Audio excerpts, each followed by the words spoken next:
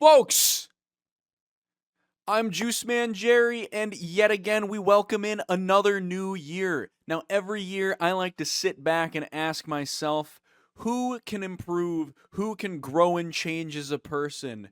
Who can stop huffing glue? And every single year I'm brought back to the same group of weebs. It's the Shonen Battle anime fans. Now, wait a second. I don't hate Shonen Battle at all. Actually, it's, like most other people, it was my intro to anime. But I think sometimes we got to grow and spread our wings a little bit. And I'm talking to you directly. I know this is most of what you watch. I live in your walls, okay? I see all of the disturbing and cultured things that go on in your home. But that's not really the point. The point is, I have a recommendation to help you break out of your shell. But to get there, I got to ask you one simple question. You ever been in love? It's a fun feeling, a very raw, real feeling. Something that gives you butterflies, makes you feel a frog in your throat when you see your crush. But that exists in anime too. So my recommendation for you for 2025 is to watch more romantic comedy anime. Now you may be saying, Jerry, that's cringe. Maybe so. But I'm going to give you 5 reasons why it's not.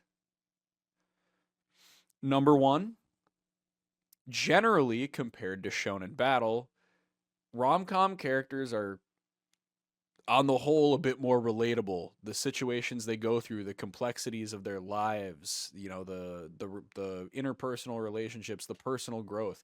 It makes it easier for you to latch onto these characters and feel a connection when they triumph. Now, I know a lot of rom-com characters might not come across as very relatable, like Sakuta, who's going to run into a bunny girl in the middle of a library that no one else can see without you winding up in a psych ward 5 minutes later. Who's going to become the tutor for a group of 5 rich girls who are all very beautiful women and they all are in love with you for some reason. Not everybody. Honestly, in general, we probably share more similarities with some of the guys that we don't want to be similar to, like Senpai from Nagatoro or Kazuya from Rent a Girlfriend.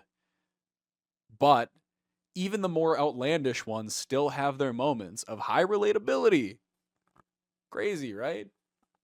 Unlike Goku, who is a space alien who has obtained the powers of God, or Naruto, who has obtained the powers of Ninja God. How many of these guys become God? I'm getting sidetracked. There's also a bit more emotional variety. Rom-coms obviously have romance.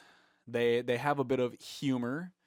There's some heartwarming moments. There's high moments of emotional depth from these characters as you see them hit their breaking point. There's a lot of moments for breaks from the intense and action-packed scenes that you'd find in a shonen battle anime.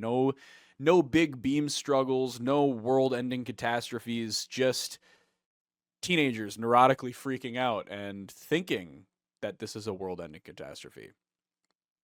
Whole lot of misunderstandings. But that brings me to my next point. Character development. The character development in shonen is typically boiling down to I'm having a training arc so I can get stronger and beat the big bad guy. In rom-coms, it's I am mentally preparing myself to confess to my crush on the rooftop of my school during the year-end festival because I am a dramatic little boy.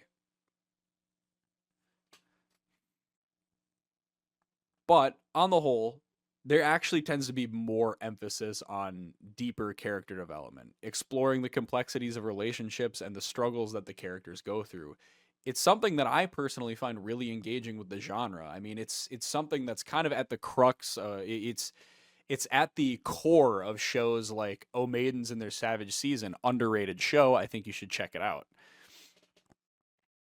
Um, from what one of my friends tells me, it's also part of this show called Scum's Wish. I won't touch it with a 10-foot pole, but I hear about it. Um, it's all over the place with the genre. The really complex moments like shaking your stepsisters or other stuff. There's also a higher slice of life appeal. Like these series often provide a glimpse into the daily lives of the characters. Just more mundane moments like getting some ice cream with your crush, going to the movies with your crush, hanging out and playing video games with your friends. It really highlights the beauty of ordinary experiences, like imagining yourself getting cucked while you're in the middle of a pool and you get a hard on, and that hard on buoys you so you float up to the surface of the pool, powered only by your hard on while you are crying in the middle of the pool. What, am I the only one that reads Rent a Girlfriend? Okay. Besides that, it's also just much more lighthearted entertainment. It focuses more on humor and romance, hence the genre name romantic comedy. And it's definitely a refreshing and even more uplifting alternative to the high stakes, more adrenaline fueled narratives of battle shonen. And again, I can't stress this enough. It's not like there's no emotions in shonen.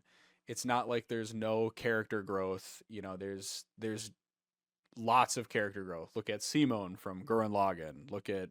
Uh, look at all of the emotional moments in One Piece. Just for a couple examples. But at the end of the day, your taste is your taste. I just wanted to show you a glimpse into one of my favorite genres. And if you stuck all the way through this video, I hope you have a great 2025. Me, Jerry. Bye bye.